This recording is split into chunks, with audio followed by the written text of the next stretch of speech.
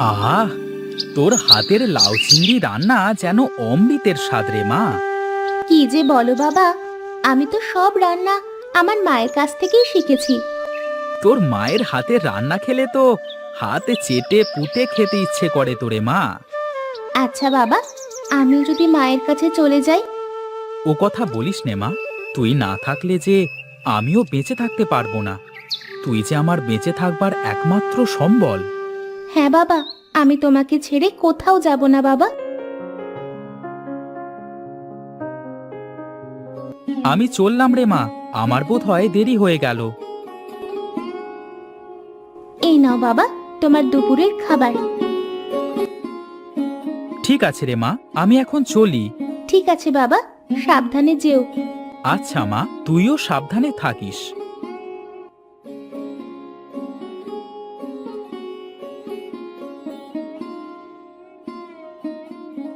না, আজ বড্ড দেরি হয়ে গেছে।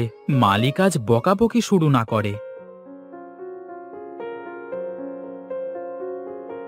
আরে নিতাইদা, আরে রামু, তুই এখনো যাসনি রে? না দাদা, বাড়ি থেকে আসতে দেরি হয়ে গেল। একলা মানুষ কদিক সামলাবো বলো? হ্যাঁ রে, চল চল। আজ মনে হয় একটু বেশি দেরি করে ফেললাম।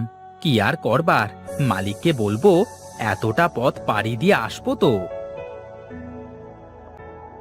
আচ্ছা নিতাইদা, আগে বলো তো দেখি, আমার ছুটকি মা কেমন আছে?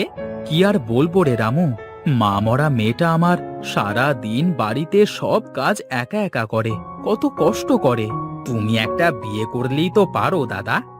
না রে রামু, আমি বিয়ে করলে হয়তো একটা বউ পাবো, কিন্তু আমার মেয়ের জন্য হয়তো মা পাবো না। ঠিকই বলেছো দাদা, এখন যা দিনকাল পড়েছে।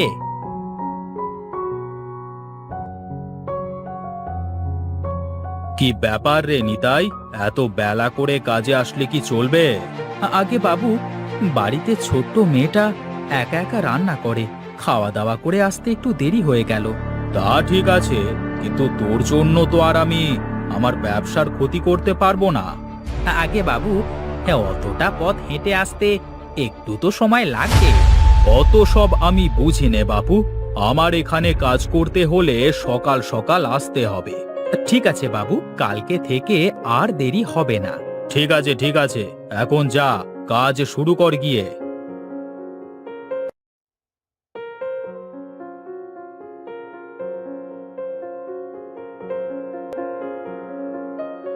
কিরে, তোরা দেখছি দাঁড়িয়ে যে, কাজে ফাঁকি দিচ্ছিস নাকি রে? আগে না বাবু, আসলে এত ভারী বস্তা টানতে টানতে একটু ক্লান্ত হয়ে গেছি, তাই একটু দাঁড়িয়ে বিশ্রাম নিচ্ছিলাম। এটা কেমন কথা রে? আমার কাছে কাজ করতে হলে এরকম করলে হবে না। নে নে, হাত পা চালিয়ে কাজ কর দেখি। না, এভাবে কাজ করেও মহাজনের মন পাওয়া যায় না। কি করলে যে মহাজন খুশি হবে? হ্যাঁ, মহাজনের মন খুশি করা আর রাবণকে সুরসুরি দিয়ে হাসানো একই কথা দাদা। হ্যাঁ রে রামু, যতই কাজ করি না কেন তার মন পাওয়া যাবে না। হ্যাঁ রে রামু, দুপুর যে হয়ে গেল, তা খাবার খেয়ে নে। হ্যাঁ দাদা, চলো খাবার খেয়ে নি।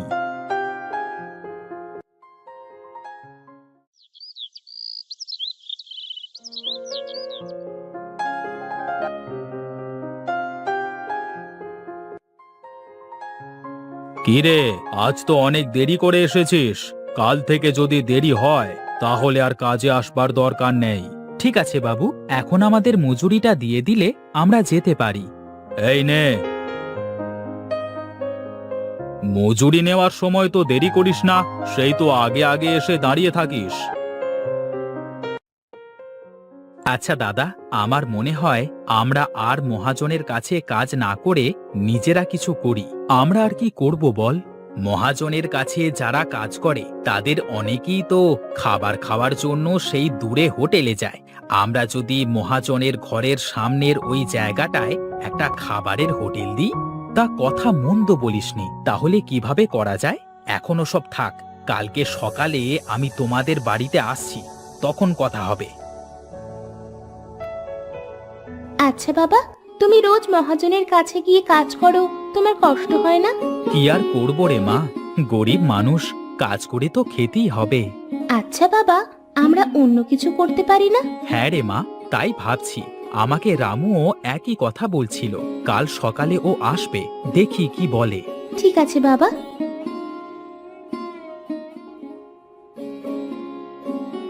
আরে মা ছুটকি, কেমন আছিস? আমি ভালো আছি কাকা।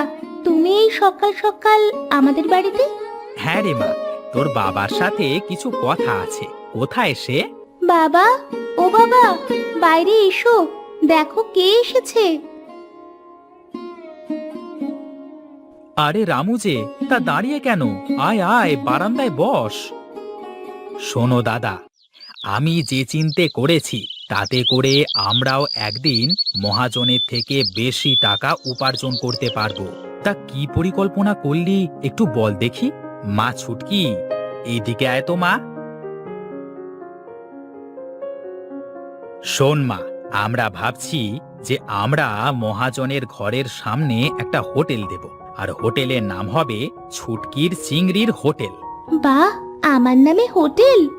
হ্যাঁ রে মা, কারণ তোর হাতের চিংড়ির তরকারি যে একবার খাবে সে যে বারবার খেতে আসবে। সেটা ঠিক বলেছিস রামু, আমার ছুটকির হাতের রান্না তো বেশ। শোনো নিতাইদা, আমি আর তুমি সবাইকে খাওয়াবো, আর ছুটকি মা রান্না করবে। তাহলেই আমাদের আর কষ্ট করে মহাজনের কাছে কাজ করতে হবে না। ঠিক আছে, তাহলে আজ থেকেই কাজ শুরু করি, চল।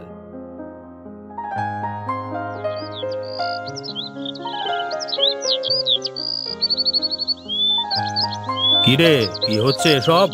আগে আমরা ঠিক করেছি আমরা আর আপনার কাছে কাজ করব না, আমরা এখানে হোটেল খুলছি। হ্যাঁ? তা তোদের এই হোটেলে কে খাবে শুনি? ও আপনাকে ভাবতে হবে না বাবু, দেখতেই তো পাবেন। এই তো দাদা, তাহলে হোটেলের কাজ তো শেষ হলো। কাল থেকে আমাদের নতুন ব্যবসা শুরু। হ্যাঁ রে, কাল থেকে আমার ছুটকিমা রান্না করবে আর আমরা মানুষকে খাওয়াবো। ঠিক আছে দাদা, চলো তাহলে এখন যাওয়া যাক।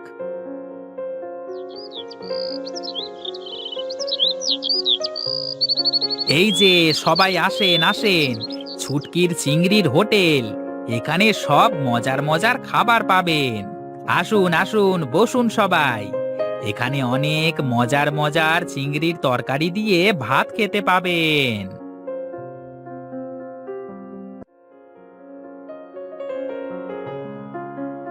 বাহ, রান্নাটা তো সেই সুন্দর হয়েছে। এত সুন্দর হাতের রান্না, আজ থেকে প্রতিদিন এখানেই খাবো। হ্যাঁ হ্যাঁ, এটা ছুটকির চিংড়ির হোটেল। এখানে সব সময় চিংড়ির সব তরকারি দিয়ে খেতে পারবেন। আহা, চিংড়ির মালাইকারিটা যা হয়েছে না! তা ভাই, কত হলো আমাদের? বেশি না দাদা, মাত্র 20 টাকা। বাহ, 20 টাকায় এত ভালো খাবার! আজ থেকে রোজ এখানে খাবো।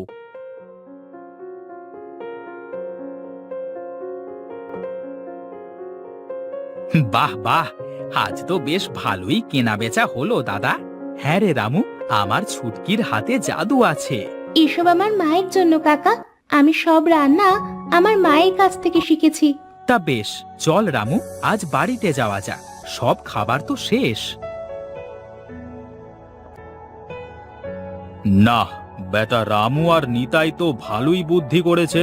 আমার সব কাজের লোকগুলো এখন ওদের হোটেলেই খায়। রামু, ও রামু, এই শোন শোন।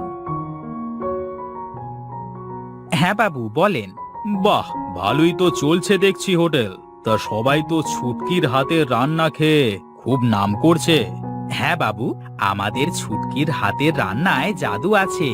আমার না ওই চিংড়ির মালাইকারির কথা শুনে এই জিহবায় জল চলে আসে। তা আমাকে কি একদিন খাওয়াবি?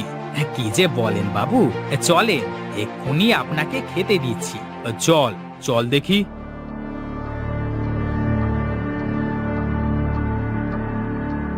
এ কি বাবু, আপনি এসেছেন আমার হোটেলে?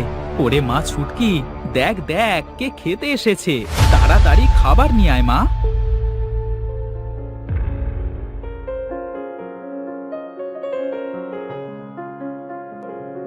কেমন হয়েছে বাবু আমার রান্না? উফ, বাহ বাহ বাহ বাহ বাহ, কি দারুণ রান্না! আসলেই তো মা, তোমার হাতে জাদু আছে। হ্যাঁ বাবু, এই জন্যই তো হোটেলের নাম দিয়েছি ছুটকির চিংড়ির হোটেল। বাহ বাহ বাহ বাহ বাহ, বেশ, আজ থেকে রোজ আমিও তাহলে এখানেই খাবো।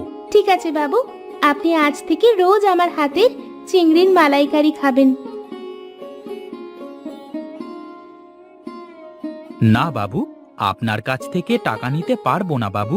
ওরে শোন শোন, এটা ব্যবসা, আর আমার ছুটকি মায়ের হাতে রান্না খেয়ে আমি টাকা দেব না, এ তো হতে পারে না। রাখ রাখ।